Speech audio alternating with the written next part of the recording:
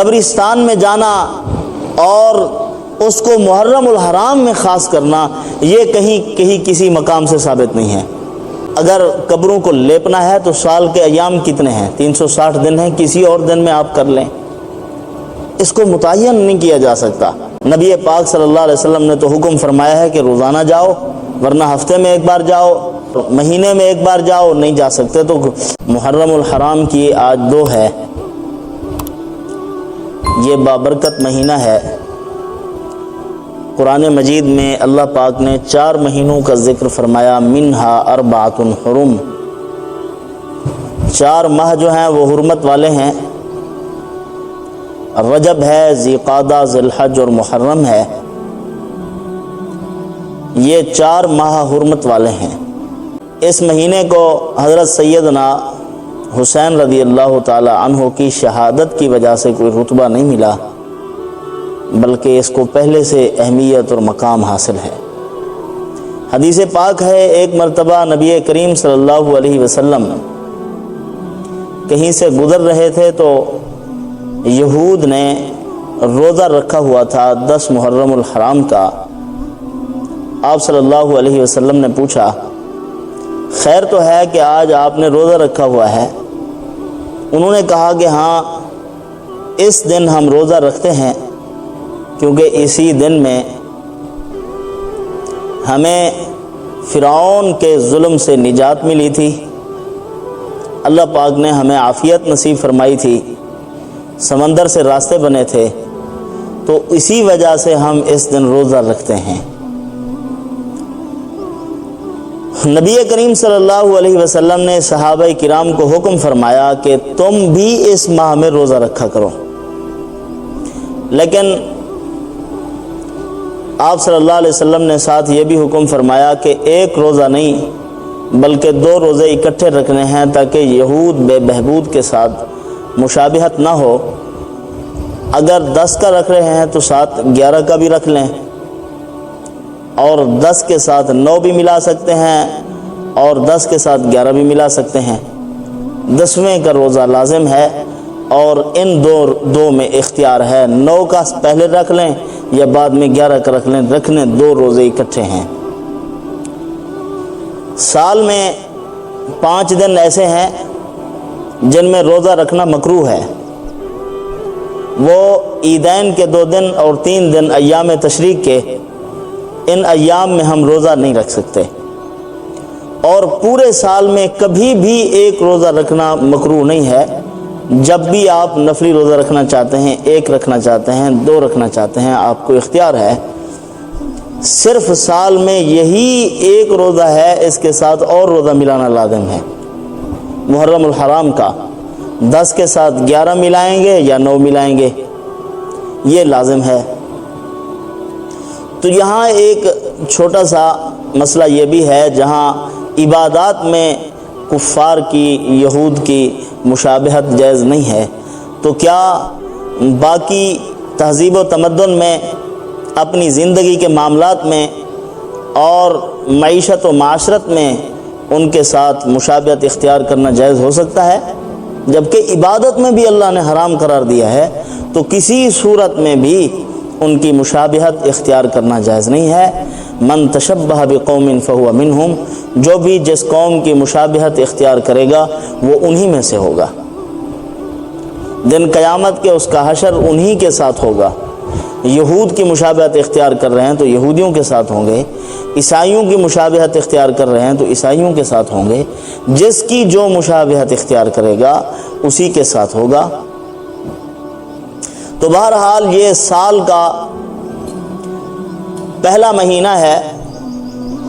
افسوس کی بات یہ ہے کہ انگریزی مہینے جب شروع ہوتے ہیں تو بڑی دھوم دھام کے ساتھ ان کے رسم و رواج اور خرافات میں ہم شامل ہو جاتے ہیں، اور ان کو مبارکباد بھی دے رہے ہوتے ہیں کہ آپ کو مبارک ہو، اور قسم و قسم کی خرافات اس میں شامل کرتے رہتے ہیں، جو بھی ہو سکتا ہے ہم اس میں شامل ہوتے ہیں۔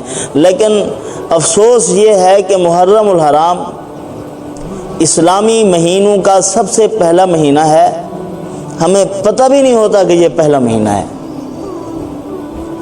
اسلام نے اگرچہ سال کے ختم ہونے اور دوسرے سال کے شروع ہونے کی کوئی مبارکباد کا قائل نہیں ہے اسلام، کہ مبارکباد دو، خوشی کا اظہار کرو، اس قسم کی چیزیں نہیں ہیں، کیونکہ ہمارے ہر کسی خاص موقع کے ساتھ کوئی نہ کوئی فکر لازم ہے۔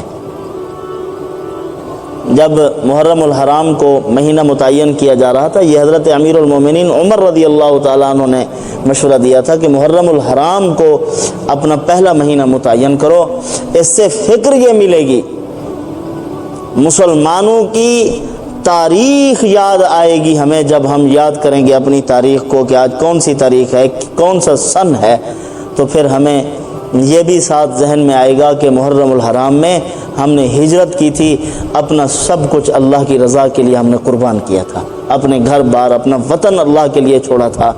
تو یہ ہمارے ذہن میں آتا رہے گا اور یہ یاد تازہ ہوتی رہے گی کہ اللہ کے لیے ہم نے دیکھیں سب کچھ چھوڑ دیا تھا۔ تو بہرحال یہ سب سے پہلا مہینہ ہے، اس کے ساتھ فکر لازم ہے۔ جب بھی سال شروع ہو، جس طرح ہم اپنے سال کا حساب رکھتے ہیں، اپنے کاروبار کا سال جب ختم ہوتا ہے تو ایک گوشوارہ تیار کرتے ہیں، تو ہمیں بھی سال کے اختتام پر ایک گوشوارہ تیار کرنا چاہیے کہ میں نے پچھلے سال کون کون سے برے اعمال کیے ہیں، اپنے رب کو ناراض کیے ہیں، اور کون کون سے معمولات کیے ہیں، اچھے عمل کیے ہیں۔ اب آنے والے سال میرے عزائم کیا ہیں؟ پہلا دن ہو سال کا تو آپ عزائم کر لیں کہ اے اللہ، دعا بھی مانگیں کہ پروردگار مجھے اس سال میں ہما قسمی برائیوں سے محفوظ فرما، اپنی ناراضگی والے اعمال سے بچا، اپنی رضا کا جذبہ میرے دل کے اندر پیدا فرما دے، اور اس سال مجھے اپنی ناراضگی والے اعمال سے محفوظ فرما دے۔ تو بہرحال یہ ہمارا سال کا آغاز ہے، ابتدا ہے، سال کا پہلا مہینہ ہے۔ یہ بھی یاد رکھیں کہ کوئی مہینہ منحوس نہیں ہے۔ یہ جو آج کل ایک اغلاط چل رہی ہیں، غلط مسئلے مشہور ہیں، ان میں سے ایک یہ بھی ہے کہ کچھ مہینے ایسے ہیں کہ وہ منحوس مہینے ہیں، ان کے اندر شادی بیاہ جائز نہیں ہے، کوئی خوشی کی تقریب جائز نہیں ہے، اس قسم کی خرافات کے اندر ہم مبتلا ہیں۔ دیکھ لیں، جب محرم الحرام آتا ہے تو اس میں یہ کہا جاتا ہے کہ یہ ہمارا سوگ کا مہینہ ہے، اور اس مہینے کے اندر ہم کوئی تقریب نہیں کر سکتے، شادی نہیں کر سکتے، نکاح نہیں کر سکتے، جبکہ کربلا کے میدان میں حضرت امام حسین رضی اللہ تعالی عنہ نے بھی اپنے خاندان کے افراد کے نکاح پڑھائے تھے۔ چار پائیاں الٹی کر دینی، اچھے کپڑے نہ پہننے، اور اس ماہ کو منحوس سمجھنا، جبکہ یہ بابرکت مہینہ ہے۔ اس بابرکت مہینے میں اگر شادی بھی کی جائے تو اس میں برکت اور بڑھ جاتی ہے۔ کوئی آدمی رسوم و رواج کو ختم کرنے کی نیت سے نکاح کرتا ہے، اس مہینے میں شادی کرتا ہے، وہ زیادہ برکت کا سبب اور ذریعہ ہے۔ تو بہرحال یہ بابرکت ماہ ہے، اس کو برکت اللہ نے پہلے سے لگائی تھی۔ رمضان المبارک سے پہلے اس مہینے کے روزے رکھے جاتے تھے۔ اس مہینے کے روزے جب رمضان کے روزے فرض ہوئے تو پھر ختم کر دیا گیا، ان کی فرضیت منسوخ ہو گئی، لیکن نفل باقی ہے، نفلی روزے رکھ سکتے ہیں۔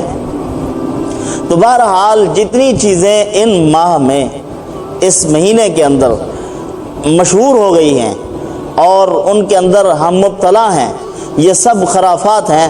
کرنے کے جو معمولات ہیں وہ یہ ہے کہ 10 محرم الحرام کا اور 11 کا روزہ رکھنا چاہیے، اس کی فضیلت بھی ہے، اور اسی طرح روزے کے ساتھ ساتھ وسعت کرنی چاہیے خرچ میں۔ امام بہقی رحمۃ اللہ علیہ نے ایک روایت نقل کی ہے، فرمایا کہ جو آدمی بھی اس دن میں 10 محرم الحرام کے دن اپنے اہل و عیال پر وسعت کرے گا، وسعت سے خرچ کرے گا، تو اللہ پاک سال بھر وسیع روزی اس کو عطا فرما دیں گے۔ بعض حضرات کہتے ہیں کہ یہ روایت ضعیف ہے، لیکن حضرت سفیان ابن عیینہ رحمۃ اللہ علیہ بہت بڑے محدث ہیں، وہ فرماتے ہیں کہ ہم نے بارہا اس کا تجربہ کیا ہے، ہم نے جب وسعت سے خرچ کیا تو اللہ نے وسیع روزی عطا فرمائی۔ تو وسعت سے خرچ کرنا چاہیے۔ باقی قبرستان میں جانا اور اس کو محرم الحرام میں خاص کرنا، یہ کہیں کسی مقام سے ثابت نہیں ہے، کسی جگہ سے ثابت نہیں ہے، کوئی روایت ایسی نہیں جس کے اندر سے یہ بات ثابت ہو۔ تو بہرحال عزیز دوستو، ان چیزوں سے پرہیز کرنی چاہیے۔ اپنا اگر قبروں کو لیپنا ہے تو سال کے ایام کتنے ہیں؟ 360 دن ہیں، کسی اور دن میں آپ کر لیں، اس کو متعین نہیں کیا جا سکتا۔ نبی پاک صلی اللہ علیہ وسلم نے تو حکم فرمایا ہے کہ روزانہ جاؤ، ورنہ ہفتے میں ایک بار جاؤ اور مہینے میں ایک بار جاؤ، نہیں جا سکتے تو خصوصاً یہ شب برات کی رات ہے، عید کا دن ہے، اس میں قبرستان میں اپنے عزیز و اقارب رشتہ داروں اور اپنے بڑوں کی قبروں پر جانا چاہیے۔ تو بہرحال یہ محرم الحرام کے چند ایک فضائل تھے جو احادیث پاک میں وارد ہوئے ہیں۔ باقی جو چیزیں ہیں وہ رسمی ہیں۔ دیکھیں یہ جو ماتم چل رہا ہے اس کی کوئی گنجائش نہیں ہے اسلام میں، نہ ہی اسلام اس ماتم کا قائل ہے۔ ایک انگریز آیا تھا یہاں پاکستان میں، تو 10 محرم الحرام تھا اور ماتم ہو رہا تھا، جلوس نکلے ہوئے تھے، تو اس نے پوچھا کہ یہ کیا کر رہے ہیں لوگ؟ تو لوگوں نے بتایا کہ یہ جو ہے ان کے ایک رہنما تھے، ان کے بزرگ تھے، ان کے امام تھے، 1400 سال پہلے ان کا انتقال ہو گیا ہے اور یہ اسی کے لیے رو رہے ہیں اور ماتم کر رہے ہیں۔ اس نے کہا جو قومیں اپنے بڑوں کی زندگی کو نمونہ نہیں بناتی، بس ان کو روتے ہی رہتے ہیں، وہ کبھی کامیاب نہیں ہوتے، ترقی کی راہ پر کبھی گامزن نہیں ہوتے، بس وہ روتے ہی رہتے ہیں۔ آپ دیکھیں ان کی زندگی کو نمونہ بنائیں۔ حضرت کی 55 سال عمر ہے، پیچھے زندگی گزری پڑی ہے، حضرت کی سخاوت کو دیکھیں، حضرت کی دیانت کو دیکھیں، حضرت کی شرافت کو دیکھیں۔ حضرت امام علی مقام حضرت امام حسین رحمۃ اللہ علیہ کی پوری زندگی ہے اور پوری زندگی کے معمولات ہیں، ان کو سامنے رکھ کے زندگی بسر کرنی چاہیے۔ باقی حدیث پاک میں اپنے چہروں پہ تھپڑی مارنے، وضرب الخدود وشق الجیوب، اپنا گریبان پھاڑنا، اس سے نبی پاک صلی اللہ علیہ وسلم نے منع فرمایا ہے۔ سوگ کے صرف جو دن ہیں وہ 3 دن تک قریبی رشتہ دار سوگ منا سکتے ہیں۔ عورت ہے جس کا خاوند فوت ہو گیا، اس کو 4 ماہ 10 دن تک گنجائش ہے، باقی کسی کے لیے 3 دن سے زیادہ ایام سوگ کی اجازت نہیں ہے۔ حضرت ام حبیبہ رضی اللہ عنہ کے والد کا انتقال ہوا، ام المومنین ہے، جب والد کے وفات کے بعد 3 دن ہوئے تو انہوں نے خوشبو منگوائی، اپنے چہرے پر ماری، فرمایا میں سوگ کو ختم کر رہی ہوں، کیونکہ 3 دن کے بعد سوگ منانا جائز نہیں ہے۔ تو ہم پورے محرم الحرام کو سوگوار کر دیتے ہیں، کہتے ہیں کہ یہ سوگ کے ایام ہیں۔ 3 دن کے بعد جب نہیں ہے اجازت تو پھر کیا مطلب ہے اس کا؟ اور پھر یہ جو سبیلیں چلاتے رہتے ہیں اور قسم و قسم کے ٹھنڈے پانی اور مشروبات، اور ہم کہتے ہیں کہ یہ ہم شہیدوں کے نام پر چلا رہے ہیں۔ مجھے آپ بتلائیں، شہید جب شہید ہوتا ہے تو کہاں پہنچ جاتا ہے؟ اس کا مسکن کیا ہے؟ اس کا گھر کہاں ہے؟ جب وہ جنت کے عیش و عشرت میں ہے تو آپ کے دنیا کے گدلے پانی کی کیا ضرورت ہے ان کو؟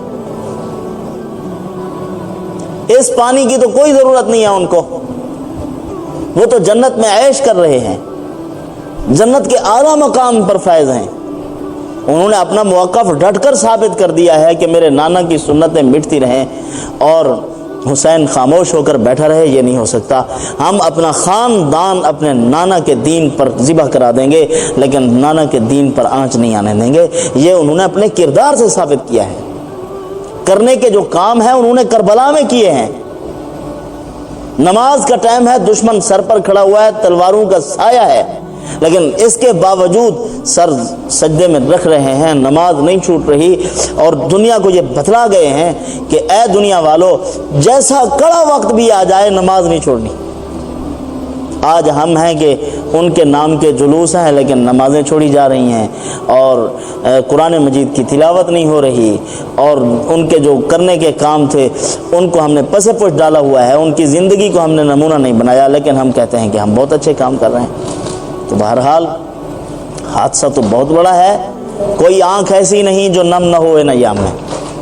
خود بخود جب حالات واقعات سنتے ہیں تو ان کی داستان سن کے رونا آ ہی جاتا ہے۔ تو بہرحال ہمیں ان کی زندگی کو نمونہ بنانا چاہیے. اہل بیت کے ساتھ محبت اور محبت کا اظہار ہمارے ایمان کا جزو ہے, ہمارے ایمان کا حصہ ہے. ان کے ساتھ تھوڑا سا بھی اگر کوئی آدمی محبت میں کمی کرتا ہے وہ دائرہ اسلام سے خارج ہے. اللہ پاک مجھے آپ کو ان معروضات پہ عمل کی توفیق عطا فرمائے.